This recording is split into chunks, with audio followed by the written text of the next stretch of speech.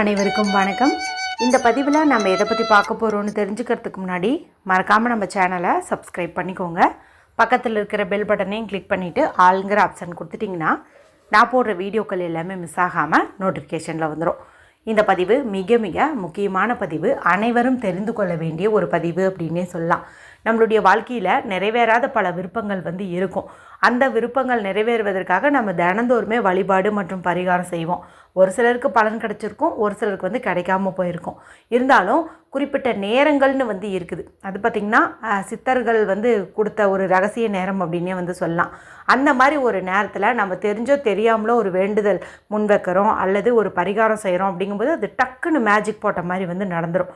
அது அந்த நேரமாக நம்மளுக்கு தெரியாமையே கூட செஞ்சுருப்போம். ஆனால் அந்த நேரத்துக்கு உண்டான சக்தி நம்மளுக்கு காரிய சித்தியை கொடுத்துருக்கோம். அந்த மாதிரி நேரங்கள்னு நிறைய இருக்குது. அதில் ஒரு முக்கியமான நேரம், மாதத்தில் ஒரு முறை மட்டுமே வரக்கூடிய நேரம் அப்படின்னு பார்க்கும்போது அபிஜித் நட்சத்திர நேரத்தை சொல்லலாம். இன்னுமே சில பேருக்கு சந்தேகங்கள் இருக்குது அபிஜித் முகூர்த்தத்துக்கும் இந்த நட்சத்திரத்துக்கும். நான் திரும்ப சொல்கிறேங்க, அபிஜித் முகூர்த்தம்ங்கிறது நமக்கு சூரிய உதயத்திலேருந்து சூரிய அஸ்தமனத்துக்கு நடுப்பகுதியில் வரும். அதாவது காலை 11:45 12 மணி 15 நிமிஷம் இல்லைன்னா 12 மணி 20 நிமிஷம் இந்த மாதிரி தான் வரும். இது தினந்தோறுமே வரும். ஆனால் அபிஜித் நட்சத்திரம் அப்படி வராது. மாதம் ஒரு தடவை அல்லது 2 தடவை இந்த மாதிரி தான் வரும். வெறும் 24 நிமிஷம் மட்டும்தான் இருக்கும். சரிங்களா? இந்த 24 நிமிஷத்தில் நம்ம விளக்கேற்றி வச்சு வழிபாடு செய்கிறது அல்லது ஒரு மெடிடேஷன் மாதிரி பண்ணுறதே நமக்கு நல்ல பலனை கொடுக்கும். இந்த அபிஜித் நட்சத்திரத்தினுடைய தெய்வம் யாருன்னு பார்த்திங்கன்னா பிரம்மதேவரை சொல்லலாம். ஆனால் அதுக்கு உரிய கடவுள்னு பார்க்கும்போது கிருஷ்ணரை சொல்லலாம். ஏன்னா கிருஷ்ண பரமாத்மா தான் இதை தன்னுடைய மயிலர்களை மறைச்சி வச்சுருந்தார். ஏன்னா இது கெட்டவங்க கைக்கு போயிடுச்சுன்னா அவங்க உலகத்தை அழிப்பதற்கான வேலையில் இறங்கிடுவாங்க அப்படிங்கிறதுக்காக இதை மறைச்சி வச்சுருந்தார். ஆனால் நல்லவங்களுக்கும் பயன்படுத்தும் அப்படிங்கிறதுக்காக தான் இதை ஒரு சூட்சுமமான 2 நட்சத்திரங்களுக்கு நடுவில் கொடுத்தாரு. அது என்ன நட்சத்திரம்னு பார்த்திங்கன்னா உத்திராட நட்சத்திரத்தினுடைய 4ஆம் பாதம், அதே போல் திருவோண நட்சத்திரத்தினுடைய முதல் பாதம்.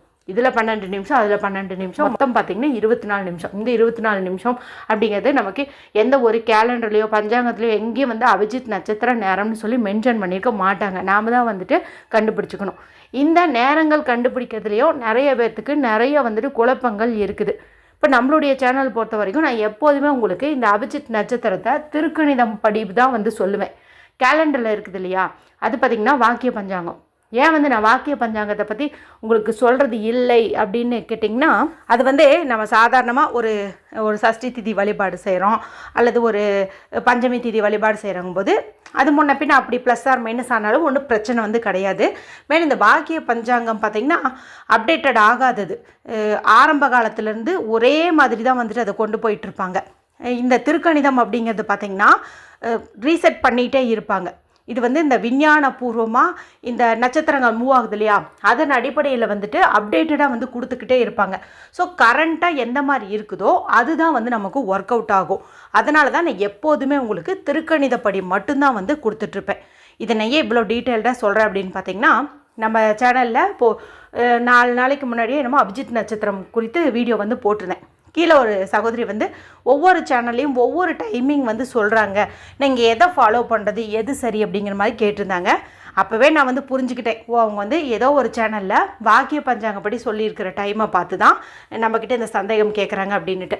நான் எப்போதுமே வாக்கிய பஞ்சாங்கம் பயன்படுத்தி உங்களுக்கு சொல்கிறது கிடையாது. மற்ற வழிபாட்டுக்கெல்லாம் சொல்லுவேன். அபிஜித் நட்சத்திரங்கிறது ரொம்ப ரொம்ப ப்ரீசியஸ், அது சீக்ரெட்டான ஒரு நட்சத்திரமும் கூட. அதை அப்டேட்டடாக கரண்ட் வெர்ஷனில் எப்படி இருக்குதோ அந்த மாதிரி சொல்லும்போது தான் நமக்கு பலன் கொடுக்கும். அதனால் நான் எப்போதுமே திருக்கணித பஞ்சாங்கம் யூஸ் பண்ணி தான் உங்களுக்கு டைம் கொடுப்பேன். நீங்கள் நம்மளுடைய சேனல் பொறுத்த வரைக்கும் எந்த தகவலாக இருந்தாலும் சரி, எந்த டைமிங்காக இருந்தாலும் சரி, கண்ணை மூடிட்டு நீங்கள் நம்பலாங்க. ஏன்னா என்னுடைய மாமனாருடைய அப்பாவாகட்டும் மாமனாராகட்டும் என்னுடைய கணவராகட்டும் எல்லாருமே பார்த்திங்கன்னா ஜோதிடம் அறிந்தவர்கள். சரிங்களா? அவங்க எனக்கு சரியான ஒரு வழிகாட்டுதல் தான் காட்டுவாங்க. அவங்க சொல்கிறபடி தான் நான் உங்களுக்கு சரியான தகவல்களையும் பரிகாரங்களையும் கொடுத்துட்ருக்குறேன். ஒருவேளை உங்களுக்கு இந்த கேலண்டரில் இருக்கிற அந்த டைமிங் படி நாங்கள் செய்கிறோம் அப்படின்னு விருப்பப்பட்டிங்கன்னா அதையுமே நான் இப்போ வந்துட்டு உங்களுக்கு சொல்லிடுறேன். நீங்கள் அதை பண்ணுங்கள். ஆனால் திருக்கணித பஞ்சாங்கப்படி இந்த அபிஜித் நட்சத்திர நேரத்தை ஃபாலோ பண்ணுறது தான் சிறப்பு. அதனால் நான் அதையும் வந்துட்டு இங்கே மென்ஷன் பண்ணிக்கிறேன். எது சரி எது தவறு, இந்த சேனல் சரி இந்த தப்பு அப்படிங்கிற மாதிரி நீங்கள் எதுவுமே போட்டு குழப்பிக்காதீங்க. எல்லாமே இந்த பஞ்சாங்க விஷயத்தில் தான் கொஞ்சம் வேறையாக வந்துட்டு சொல்கிறாங்க. ஸோ வந்து இப்போ நீங்கள் திருக்கணித பஞ்சாங்கப்படி தெரிஞ்சுக்கணும் அப்படின்னு நினச்சிங்கன்னா வருகின்ற பிப்ரவரி மாதம் 15ஆம் தேதி ஞாயிற்றுக்கிழமை அன்னைக்கு இரவு 7:36 இருந்து 8 மணி வரைக்கும் இதுதான் வந்து நாம் ஃபாலோ பண்ணக்கூடிய டைமிங்கு. சரிங்களா? இந்த ஒரு 24 நிமிஷம் தான் நான் முந்தைய பதிவுலேயும் உங்களுக்கு டைமிங்காக வந்து கொடுத்துருந்தேன். இது ஒரு டைம் இல்லைங்க. நாங்கள் கேலண்டரில் இருக்கிற டைமை தான் பார்ப்போம், மற்ற 2-3 சேனலில் இது சொல்லியிருக்கிறாங்க, ப்ரையாரிட்டி அவங்க தான், நாங்கள் அதை தான் ஃபாலோ பண்ணுவோம் அப்படிங்கிற மாதிரி இருந்திங்கன்னா சரி, அதனுடைய டைமே வந்துட்டு நான் சொல்லிடுறேன்.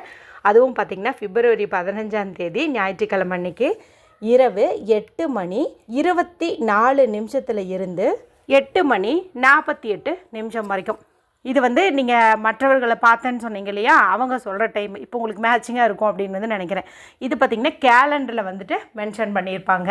ஸோ நீங்கள் ரெண்டையுமே வந்து தெரிஞ்சு வச்சுக்கோங்க. சாய்ஸ் வந்து உங்களுது. ஆனால் நான் ப்ரிஃபரன்ஸ் கொடுக்கறது பார்த்திங்கன்னா ஃபஸ்ட்டு சொன்னேன் இல்லையா, அந்த டைமுக்கு தான். மேலும் இந்த முறை நமக்கு மகா சிவராத்திரியோடு சேர்ந்து இந்த அபிஜித் நட்சத்திரம் வரதுனால ரொம்ப விசேஷமான பலனை வந்து கொடுக்கும். எப்போதுமே நம்ம அபிஜித் நட்சத்திரம் அப்படிங்கும்போது கிருஷ்ண பரமாத்மா வழிபாடு செய்கிறது சிறப்பு இல்லையா. இந்த முறை நமக்கு மகா சிவராத்திரி வந்திருக்கிறதுனால நீங்கள் சிவபெருமான் வழிபாடு செய்கிறது, சிவபெருமானுடைய மந்திரங்களை வந்து உச்சரிக்கிறது, கோவிலுக்கு நீங்கள் அந்த நாளில் போனீங்க அப்படிங்கும்போது அங்கே போயிட்டு உங்களுடைய கோரிக்கையை ஒரு முறை முன் வச்சுட்டு அதை சிவபெருமானை நடத்தி சொல்லி வேண்டிக்கிட்டு அந்த 24 நிமிஷமும் மனசுருகி வந்து பிரார்த்தனை பண்ணிக்கோங்க. அந்த வேண்டுதல் எனக்கு நடக்கணும் அப்படின்னு சொல்லிட்டு நீங்கள் வேண்டிக்கோங்க. இல்லைன்னா ஓம் நம சிவாய ஓம் நம சிவாய ஓம் நம சிவாயன்னு அந்த 24 நிமிஷமும் ஒரு பேப்பரில் வந்து எழுதுங்க. எத்தனை முறை எழுத முடியுமோ அத்தனை முறை வந்து எழுதுங்க. சாதாரணமாகவே நம்ம ஓம் நம சிவாய எழுதணும் அப்படின்னாவே நம்மளுடைய தலையெழுத்தே வந்து மாறும். அதுவும் மகா சிவராத்திரி அன்னைக்கு நாம் அதுவும் இந்த அபிஜித் நட்சத்திர நேரத்தில் எழுதுகிறோம் அப்படிங்கும்போது கண்டிப்பாக வந்து நமக்கு காரிய சித்தி உண்டாகும். மேலும் நான் இன்னொரு பதிவில், அதாவது இதுக்கு முந்தைய பதிவு போட்டிருந்தேன் இல்லையா, அதில் வந்து ஒரு குறிப்பிட்ட இலை கிடச்சிச்சின்னா வந்து விட்டுறாதீங்க, அந்த இலையை பயன்படுத்தி வீட்டில் வந்து தீபம் ஏற்றுங்க அப்படின்னு வந்து சொல்லியிருந்தேன்.